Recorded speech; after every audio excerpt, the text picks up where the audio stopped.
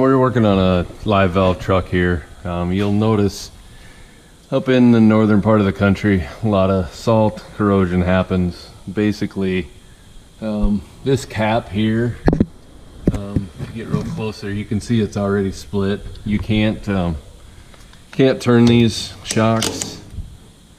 I've got my wrench here. I already tried the trusty crescent wrench, and even that cap was split, but even this, it just turns the whole stem and everything. So basically what you have to do on these, it's not a lot of fun, but basically you got to break that cap off. It's good to have, it's just a plastic cap, and they got an aluminum nut in all their infinite wisdom inside this plastic cap, so when you get that aluminum nut, you can see the corrosion underneath there. I don't know if you can see that or not, but yeah. So basically what happens is the nut gets moisture in there and condensation and stuff, and yeah, you just end up with a seized up nut. So basically you just gotta, that cap was kind of broke in a bad spot, so I'm just gonna break it again here. A lot of times I just use a chisel, but for this video, you know, I wanted to find the shittiest screwdriver I could find to try to do the job, and it's not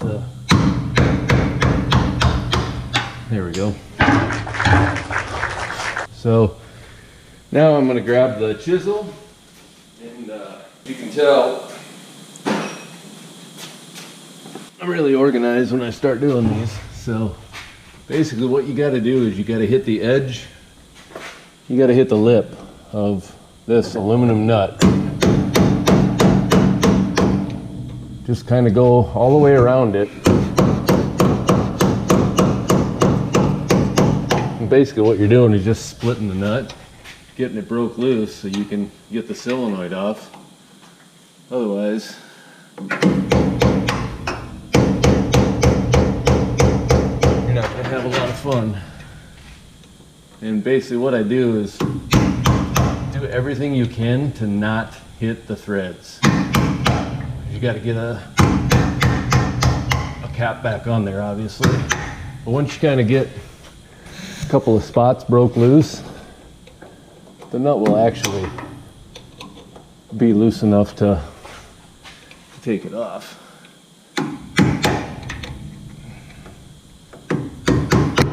This one is a little extra special, but I'm just gonna, I got a snap-on deal here. It works pretty good most of the time. I don't know if I got it. Yeah, see, it's still turning the stem on the shock itself, which isn't a big deal. It's just moving it so I can get at the lip again, because I broke that lip off. So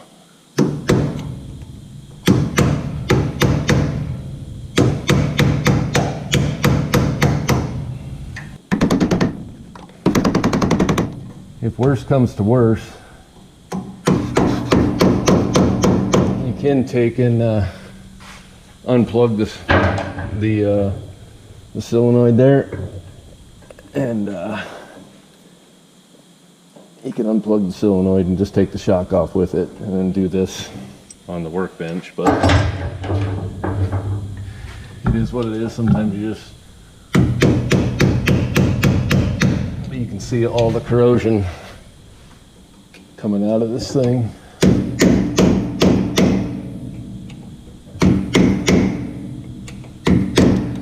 But I have a lot of people call me when they get to this and they're like, yeah, I can't get these off. And it's like, well, this is what you got to do.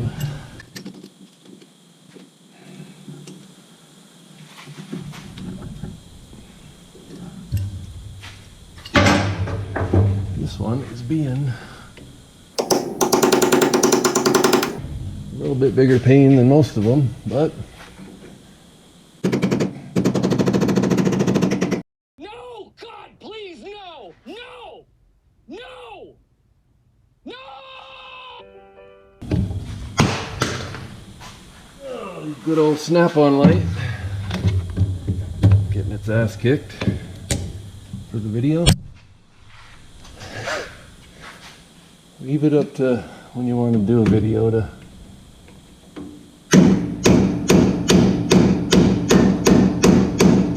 show people how to do this, but it is going to add a little bit of time to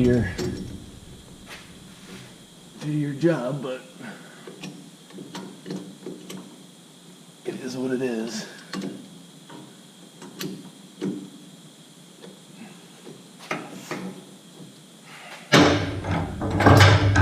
This might be the first one I ever take to unplug the solenoid, because usually by now that nut is loose and broke off in there for me.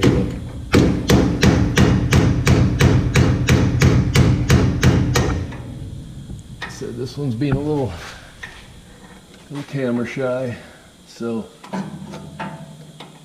what I'm going to do, I'm going to come in from the side here.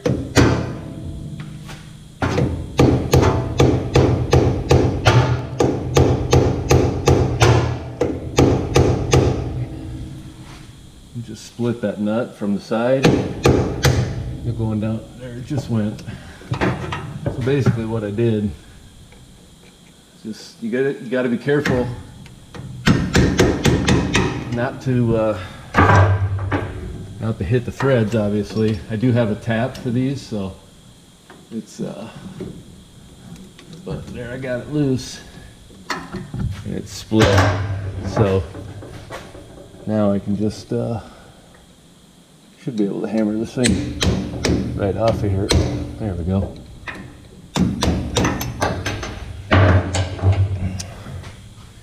And that's what you end up with.